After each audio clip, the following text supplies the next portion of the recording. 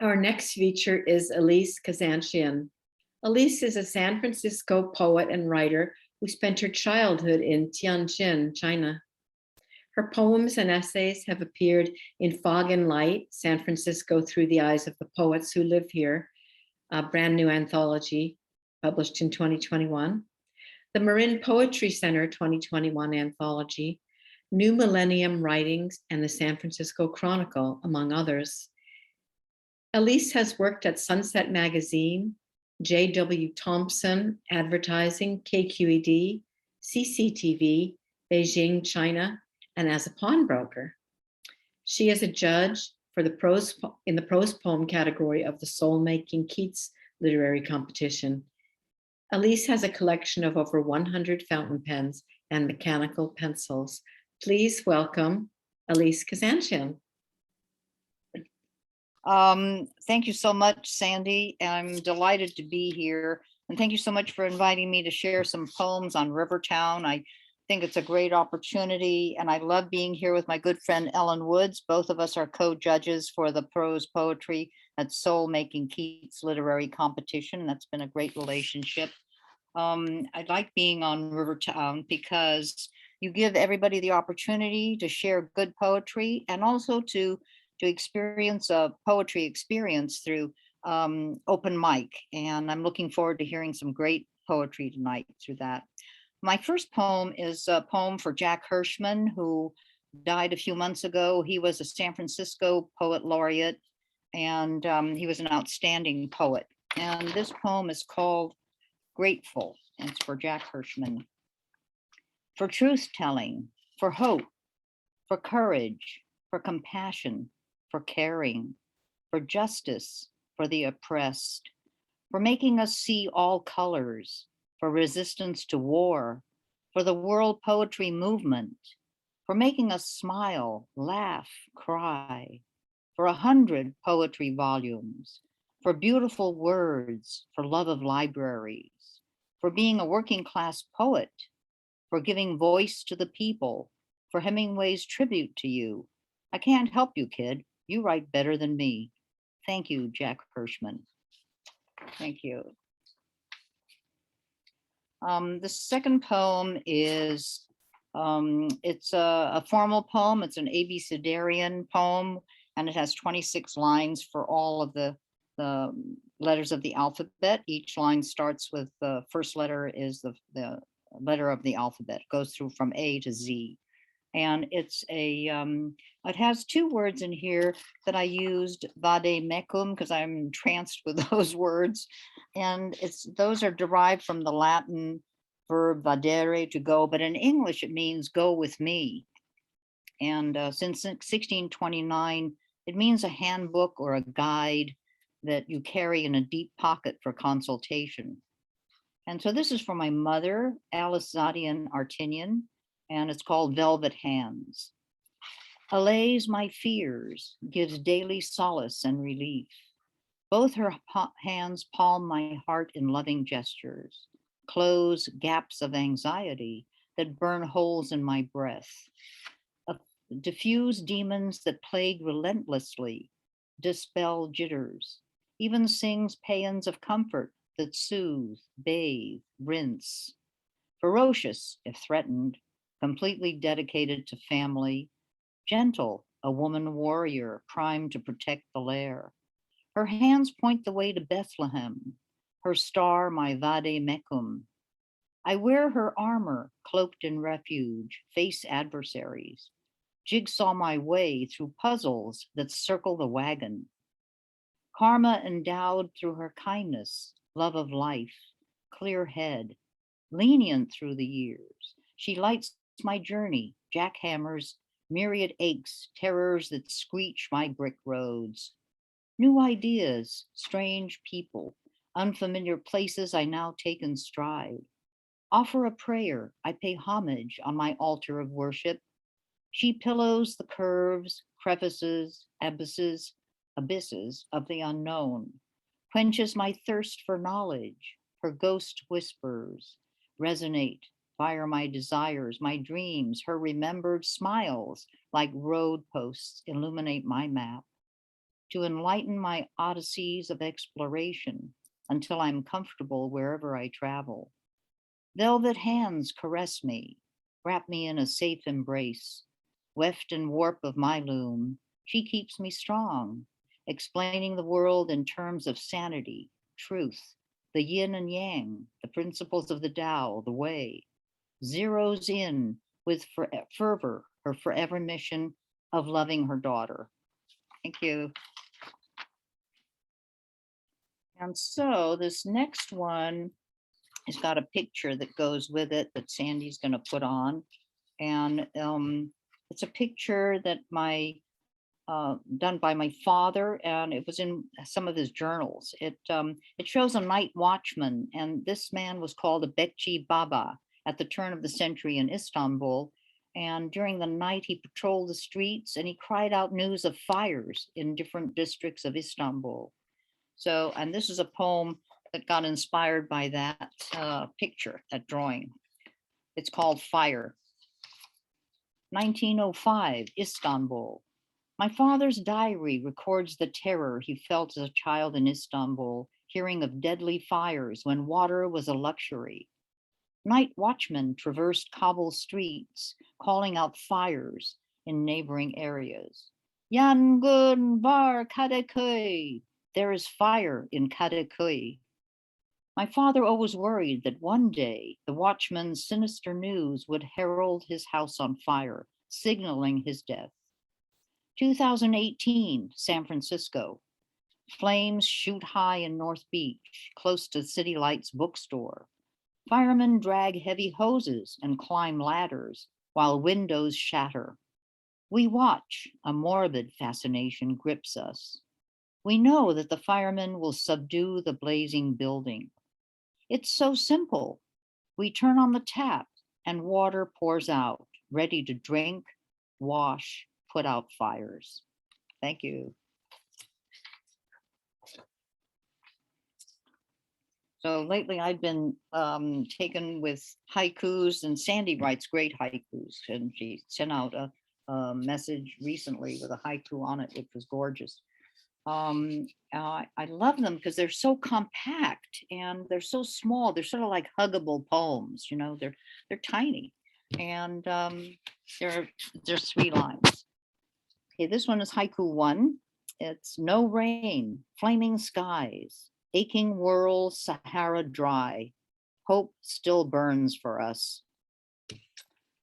And the next one is not a haiku, but it's a tanka, because I've also really discovered those recently. And this is tanka 2.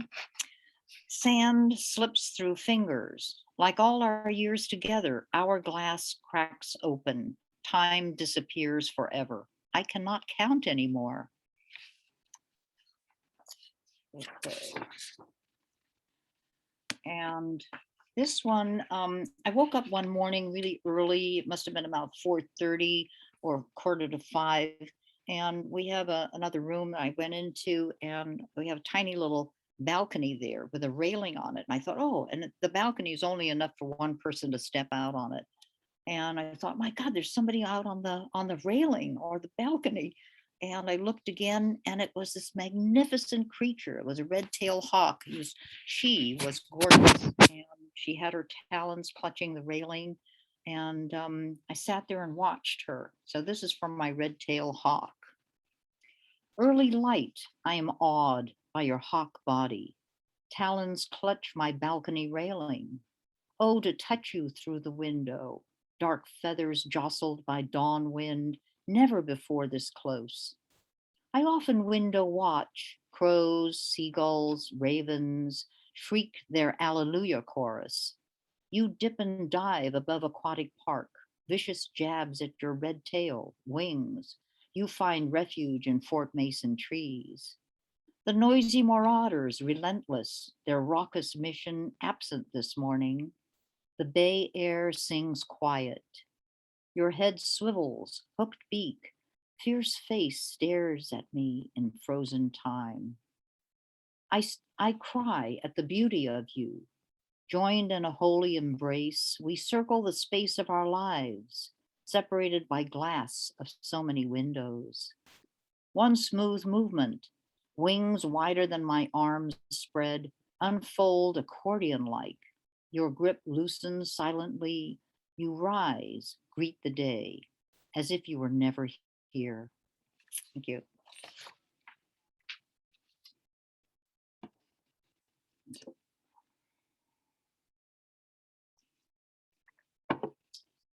This is a pantoum, which is a formal poem. It has lines, it has a special pattern of repeating lines throughout it. And a few times a year, I get vertigo, and this is how it feels. Vertigo, twirling undertow clasping brings me back. Feral alpine waves heave me high. Drunken wobbly, cheated of the buzz. Adrift abysmal grottos, limbo stupor. Feral alpine waves heave me high. Reeling books, floors, ceilings, people. Adrift abysmal grottos, limbo stupor. Not still, not certain, not right. Reeling books, floors, ceilings, people. Ceaseless lightning stabs electroded head. Nothing still, nothing certain, nothing right. Double vision, bang, walls careen. Ceaseless lightning stabs electroded head. Upside down, hellish world, twisted mirrors. Double vision, bang, walls careen. Screaming vice holes, never letting go. Upside down, roller coaster world, twisted mirrors. Days later, I return, cleansed, weak, navigate the floods again, aboard the ark. Twirling undertow clasping brings me back. Thank you.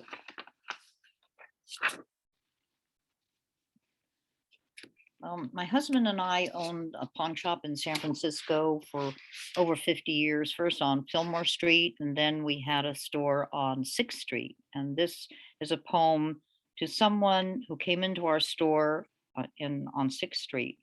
And the shop for some customers was a hub of community where they were able to meet friends and exchange news, ask about families, share ideas with us.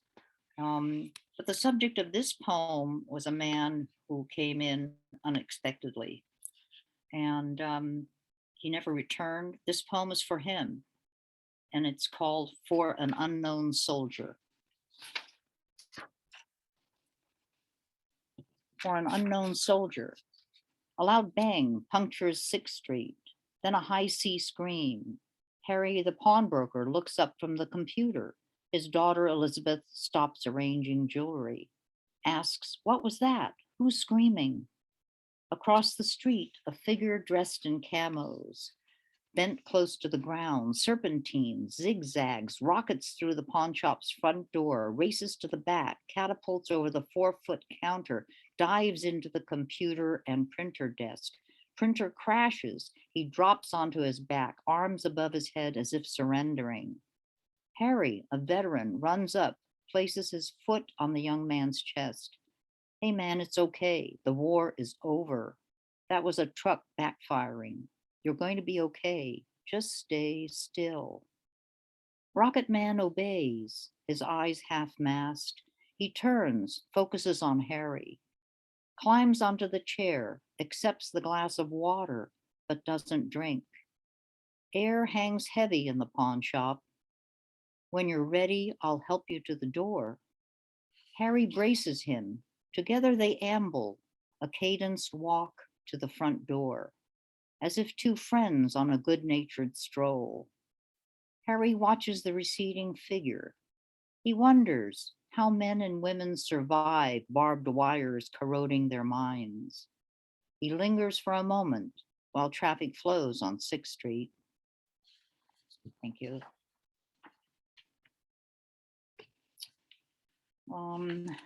This one, I don't know how much time I have. Is this? You have time. Okay. All right. So this one is a cento, which in Italian means patchwork quilt. And it's you take lines from another poet's book and you put them together in what you hope is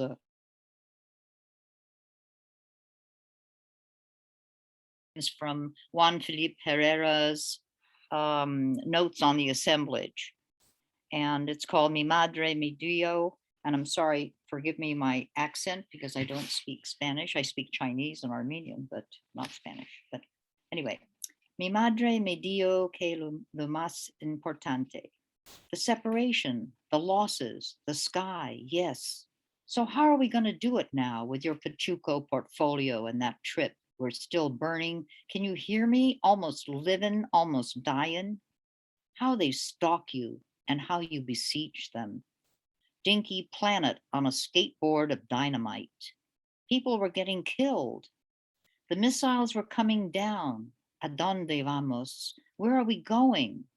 Speak in English or the guard is going to get us, Hermana. I'm going back to the cafeteria. You can eat the little lemon pies half eaten off of the trays. We are not what we thought. It is not who we were or what we want to be. I sit and meditate. My dog licks her paws. No, no, no. Rrr, rrr, rrr. Trayvon Martin, face down, red juice on the lawn, clutching the hoodie, the prowler shooter said. We weep and sing, we mobilize, march under the jubilant solar face, a real pig in pinkish pajamas, and a cigar doing a fatty Arbuckle shtick. You're Ava Gardner. I said, where's the exit? This is the exit. It is the first drop of ink. Poem by poem, we can end the violence every day after every other day. Mi madre me dio que lo más importante is freedom, kindness, and doing good for others. Thank you. I have another tanka. Do I have room for that, Sandy? Okay. This one is called Flying Dreams. Lonely raven high, barking caws, clothesline still air. Talons grasp phone wire.